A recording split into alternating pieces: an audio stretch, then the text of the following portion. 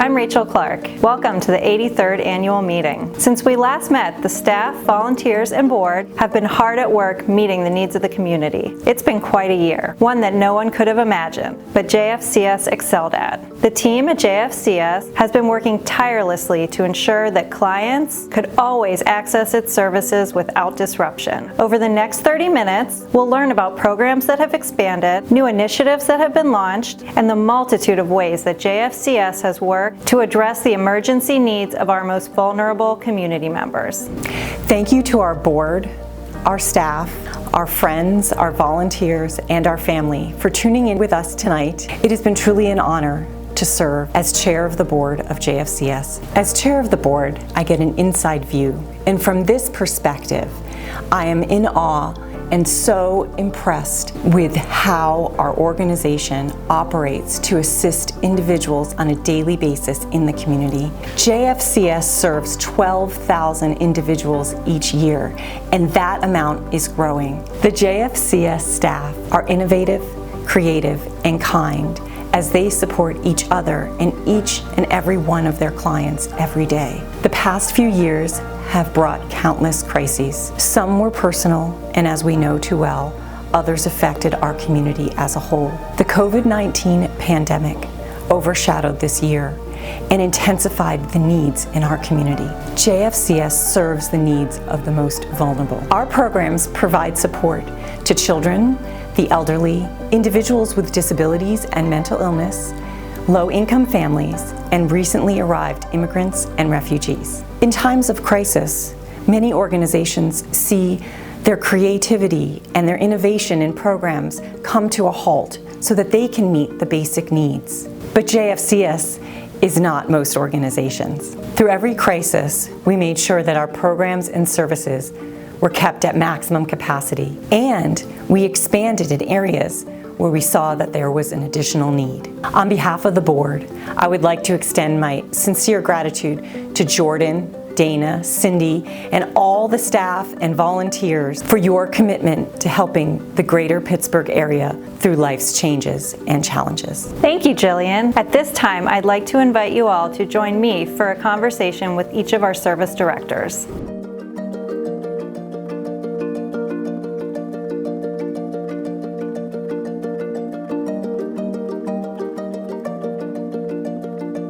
I'm joined by Stephanie Small, Clinical Director at JFCS. Stephanie manages JFCS's senior service and counseling services.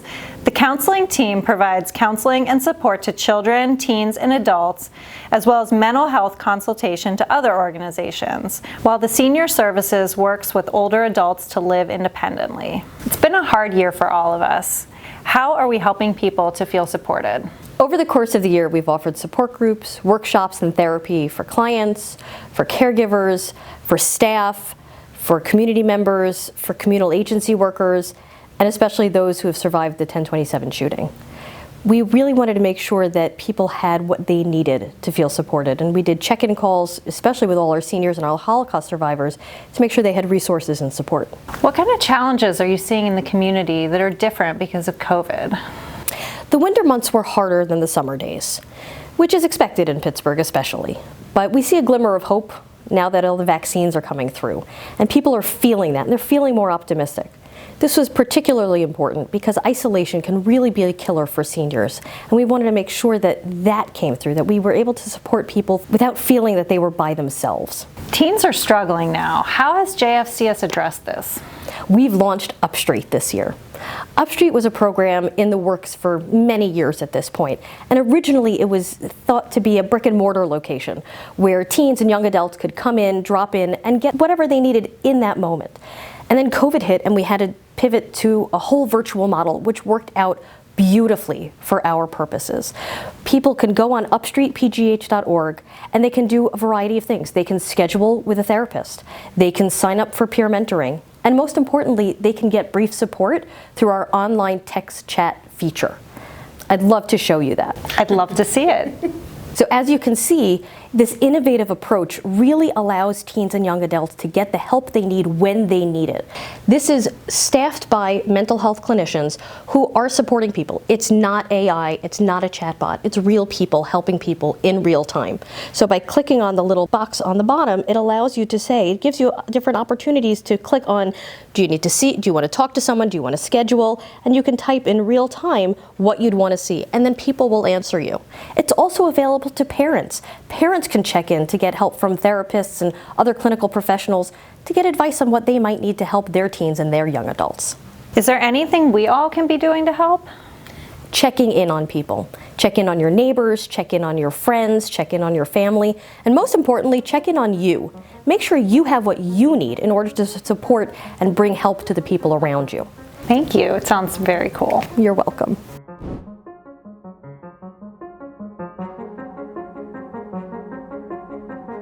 Thank you for joining me, Sarah. Sarah Welch is the director of JFCS's Career Development Center. She leads an incredible team of career counselors and consultants who provide guidance and support to our community's job seekers and employers, ultimately creating a diverse regional workforce. This has been a tough economy and a tough job market this year. How are we helping people who are unemployed and job seekers? I can really say that the Career Development Center, this team has really risen to the occasion. Any person who comes to us gets the support that they need and is supported in a holistic way, that they're not just focusing on one aspect of their life, but they're making sure that, you know, if they need additional supports like mental health or critical needs supports, that they get access to those types of supports. So how do we create a more diverse regional workforce? We are already working with a variety of individuals from entry level all the way to senior executive level. We have a resettlement agency as a part of our agency, so we automatically just have about 20% of our clients are foreign-born. About 50%, a little over 50% of our clients already identify as ethnically or racially diverse. And then we also have programming that is designed to really help individuals who have disabilities or identify as neurodivergent. What is neurodiversity? It is working with individuals who have invisible disabilities. Oftentimes autism would be one of them, and often they think differently. Studies have shown that individuals who are neurodivergent are very often left out of the workforce. And so we have really committed to trying to change that. We have a team that is working with individuals to help them showcase their skills, develop their skills, and really find a niche within the job market. But we're also working really closely with employers to help them understand the value of having a diverse employee base, especially around neurodiversity. So right now we're working really closely with a local organization called Argo AI. They are an amazing, groundbreaking organization who really is willing to be cutting edge when it comes to trying new things. And we're now in our second year with them on this. It's just really showing a lot of success. And we're really seeing their employees benefiting from the supports that JFCS is providing.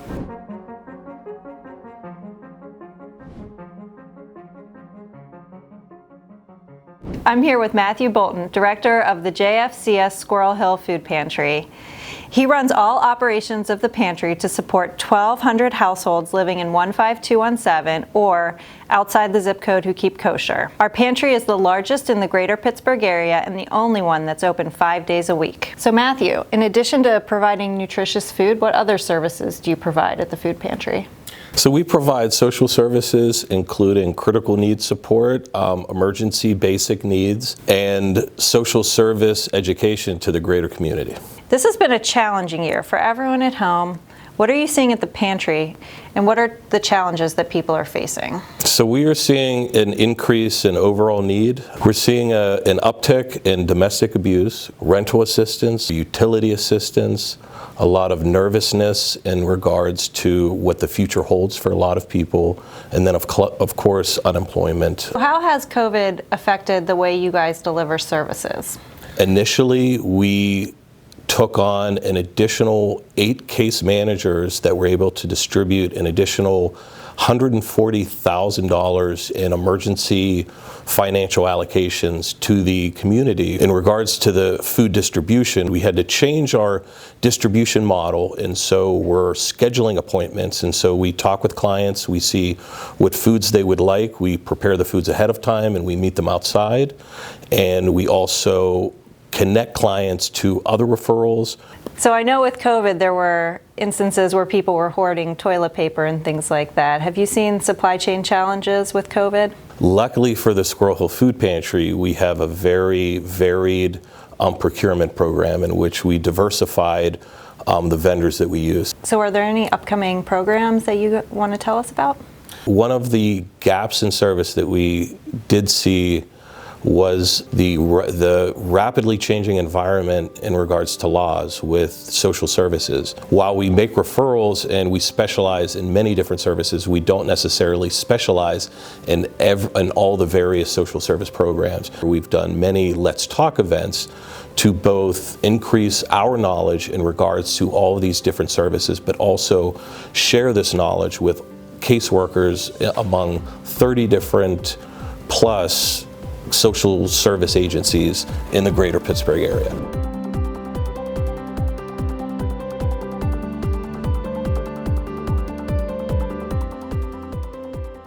Hi Nicole, welcome. How are you? I'm doing great. Nicole Aioli is the Director of Guardianship Services, which provides guardianship to our most vulnerable community members. For some watching, this may be the first time they're hearing about guardianship services. Can you share more? Sure.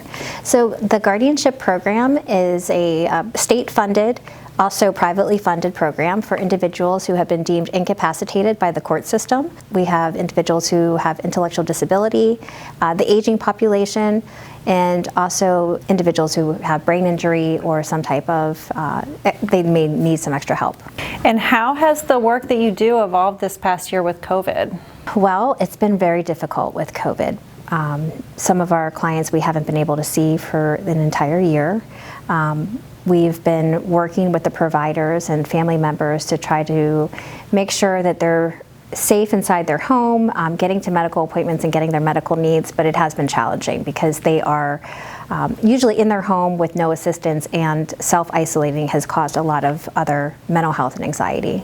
That's understandable. Mm-hmm. We are advocating for our clients on a day-to-day basis. That would be making sure that they are not being taken advantage of, abused in any way. Medical care is being met. Another part of our day-to-day is monitoring individuals that are in state-funded group homes. We haven't been able to get into those particular homes in a year, so it's been very difficult. And because we haven't been able to get into those homes, a lot of other outside entities haven't as well.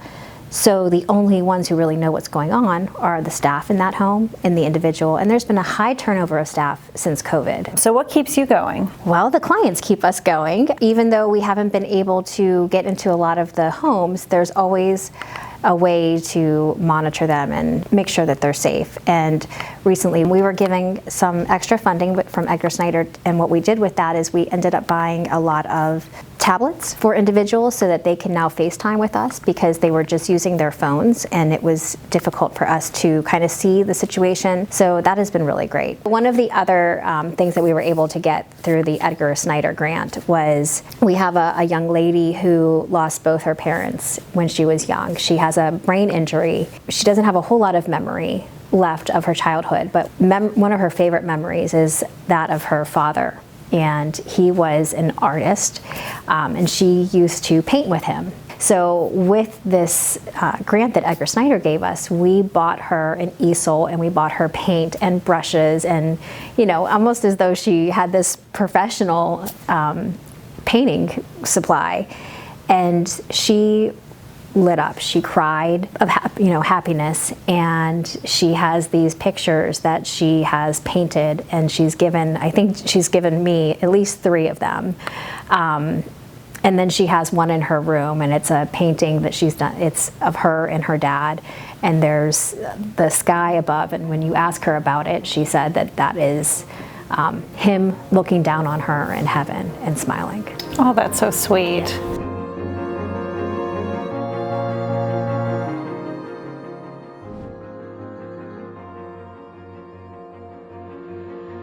It's wonderful to see you, Jamie. Good to see you too. Jamie Engelhardt is the Director of JFCS Immigration Legal Services, which provides legal representation to individuals seeking assistance with their immigration. How has immigration evolved this year with COVID and the election? Immigration has been a challenge over the last several years, but with COVID, it has been especially challenging. We've been lucky that our team is used to being innovative and creative, and we were able to pivot to a work-from-home model. I see that there's a lot going on at our southern border right now. How is that impacting your work? Because we work with unaccompanied children, often what happens at the southern border affects our work greatly. We serve the children after they're released if they're in our local geographic area. We stay very busy, and with the numbers increasing right now, we're especially being challenged at this time. Jamie, how has your day-to-day work been impacted by COVID?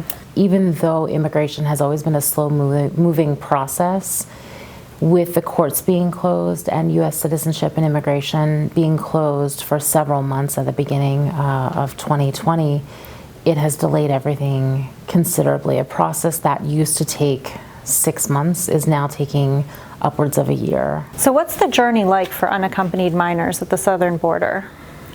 So when children present themselves at the southern border to a border patrol agent and they ask for help, they usually say asylum because that's what they've heard. And the government will then take custody of those children if they're not with their parents and put them in a short-term processing facility until they figure out where there is an open bed in one of our shelters that hold youth. Those children should be then transferred to the interior of the United States to one of the shelters across the country, and there are many shelters across the country. They receive counseling and they receive medical treatment and make sure their vaccinations are up to date.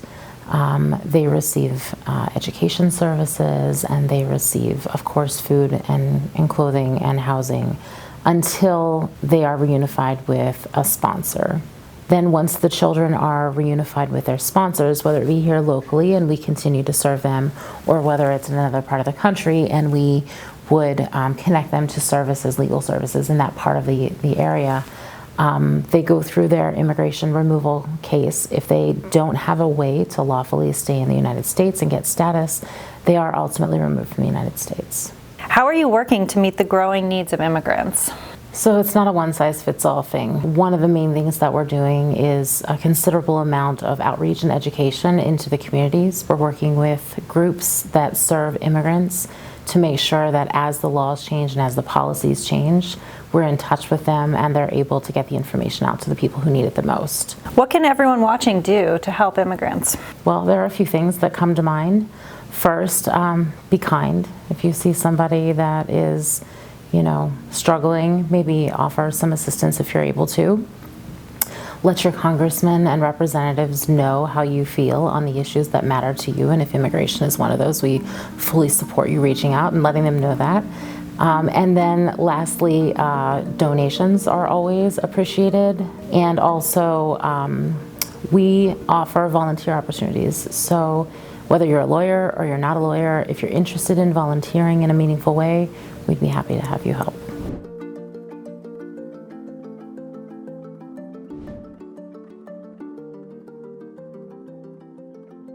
It's great to have you here, Leslie. Great to be here. Thanks, Rachel. Leslie Aizenman is the Director of JFCS Refugee and Immigrant Services, which both resettles refugees and helps refugees and immigrants in their journey to the United States. I heard you have big news. I do have big news. After 13 years in this position, I've decided that it's time for me to step down. I have seen this department grow from 4 people in 2008. We're 21 people now. I have seen refugees come in, their heads are spinning, they don't know up from down, and now I see people, kids in grad school, they've bought homes, they're starting businesses, they're moving on with their life. So I feel like in that sense I've come full circle. So I'm leaving in 4 months, not right away. Time for a new person to come in. I'm happy to help them learn the ropes. But it's been an amazing journey. I'm so grateful to the leadership here, to the board. I could not do this without the support I've gotten. Well, thank you for everything you've done. You were an amazing asset to JFCS. How have you seen the refugee resettlement evolve since you started at JFCS? So when I first came on, the program was very, very small. About 40 people came a year. And we were told, HIAS is our national agency, that you really need to get to 100 to really have economies of scale. And I thought, how in the world could we ever get to 100? Well, we got to 100, and then we got to 200, and then our highest number since I was here was 231 new arrivals. So the refugee program was really increasing until 4 years ago, when things really slowed down in the refugee resettlement. But this being JFCS and being responsive, we turned that into different programming, helping the families here, creating volunteer opportunities because people wanted to get involved.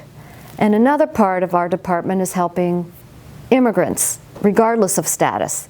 And that program is vibrant and growing. That's called ISAC, Immigrant Services and Connections. And it's helped a lot of people through the stress of the pandemic. So how has the immigrant community been impacted by COVID? We had just resettled 7 families, about 40 people, right before March. So we were helping them with their basic needs, making sure food got into the home. They all received devices. We helped them connect to the internet and taught them how to push the button for Zoom to talk to us. We helped them in the field, keeping safety precautions to get to critical needs like doctors or public benefits. But the Jewish community and other funders were so generous to this agency that we were able to help people apply for that emergency support. So the team was amazing, pivoting, stabilizing people who would otherwise have fallen through the cracks, most likely. That's wonderful. Yeah. What are your hopes for the refugee program moving forward? We need to hire people probably. We need to find housing, which is really challenging. We need to find employers and help people make that critical transition. And I just want to share one prop I have that Jeff Herzog, who's been a volunteer for JFCS for 8 years, and he did this after he retired. He always had this Maimonides list of the 8 degrees of giving of tzedakah that sat behind his head when we were in the office, and the highest level of giving is to help people become self-sufficient, self-supporting by helping them have a job. And that's what we do in our department. We are alongside people, helping them to gain the means to help themselves. So very important. So thanks, Jeff. Thank you, Leslie. That's been your life's work. Yes.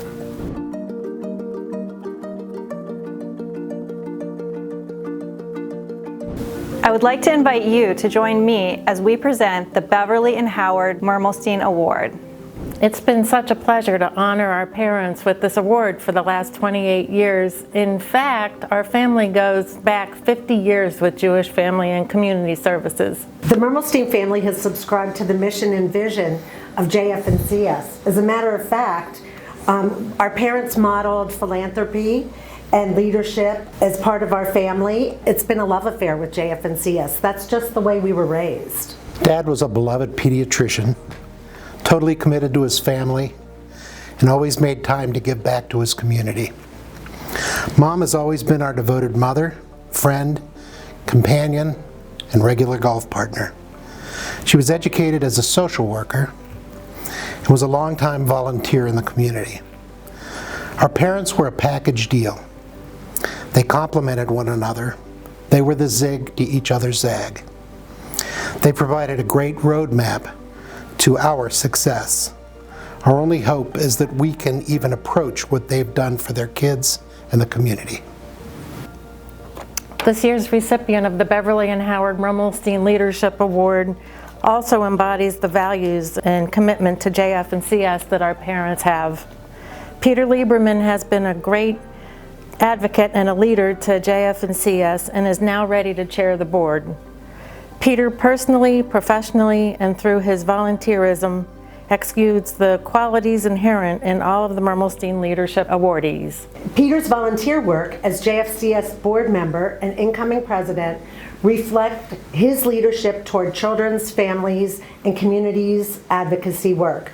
Peter, on behalf of our mother, Bev, Bob, Jan, and myself, we are honored to present you with the 2021 Beverly and Howard Mendelstein Leadership Award. Congratulations, Mazel Tov, and L'chaim. Jan, Bob, Margie, thank you so much. It is an honor, and it's really humbling to receive this award. Your mom and dad set a standard for service that you have converted to a sustained legacy that has and will continue to inspire leaders in this organization, and I hope you appreciate how remarkable your effort is in that regard. I'll say as the incoming board president, you may want to contemplate putting this award in escrow for a year or two to see how things go. Just a word of caution. So being associated with this organization, with JFCS, over the last 8 years has really been, outside of my family, one of the signal touch points of my life. I'm constantly amazed and humbled, and I may use that word a few times here, by the impact that JFCS has in the community, by the scope of services that the organization provides, and by the uncompromising commitment that the professional staff and board demonstrate in their daily work. Over the last several years, JFCS has been at the heart of the response to a series of profound crises in our community and among the core members of the community that the organization serves. The JFCS staff have responded with counseling service, with legal services, with food and assistance to community members impacted by COVID in ways that strengthen the collective bonds, bridge people through crises, and help bring comfort to the grieving. And at the same time, it's been gratifying personally to have a close window to see how the community at large has responded and supported JFCS through these efforts, through the funders, the federation, staff, board, community. We all sort of take our place in the circle to sustain each other in the cycle through these crises. As a board, we're blessed to be working with outstanding executive staff like Jordan, like Cindy, Dana, and Rebecca. And as an incoming board chair, I'm deeply appreciative of the guidance and dynamic example set by the current board chair, Jillian Zaks, and by the previous board chairs who have had the pleasure of serving under. Finally, I should thank my colleague and partner, Joel Rosenthal, who wrote me into this gig 8 years ago initially. So thank you again to the family, and I look forward to working with the JFCS staff and board in the years to come. Thanks.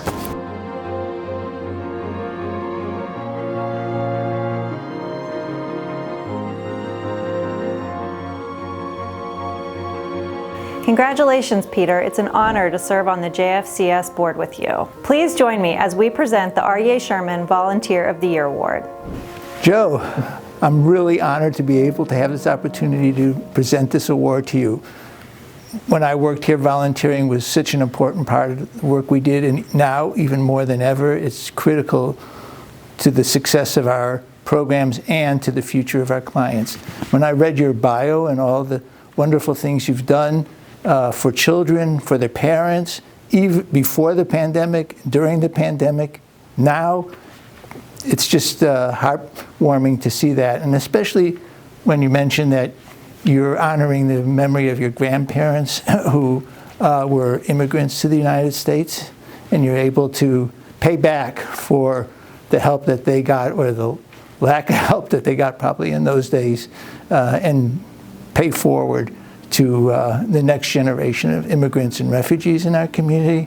We're all very proud of you, and I'm extremely proud to be able to have this opportunity, despite the environment we live in today, to present this award to you.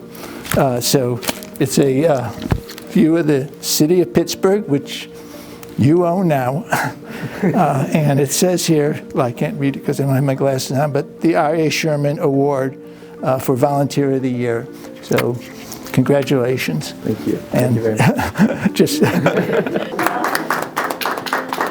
Joe. Joe. Thank you so much for everything. We really, as I said before, we're just so grateful for all that you've done. Well, thank you. I appreciate it. And it's truly an honor to just be a small part of the team. It's been an unforgettable year, to say the least. To the JFCS staff, thank you. I'm deeply inspired by your accomplishments every single day. Thank you for all of the hard work that you do on behalf of the community. And thank you for being part of the JFCS team during this historic and challenging time. To our supporters and funders, thank you. We made a commitment to help the community through life's changes and challenges. We're able to do this with your support. Thank you for trusting us and for supporting our agency so generously. To our board of directors, thank you. Thank you for being there for us, for advising us, and for guiding us through the unknowns of this past year. There is so much that we could reflect on from this past year, but tonight we celebrate a year of growth and expansion, milestones and successes. Thank you all for being here, and thank you for leading JFCS. Thank you, Jordan. I would like to ask our JFCS staff to stand up wherever you are. Thank you for being the champions for each of our clients and for the community. You continue to lead and demonstrate kindness and compassion. Thank you from all of us, and have a good night.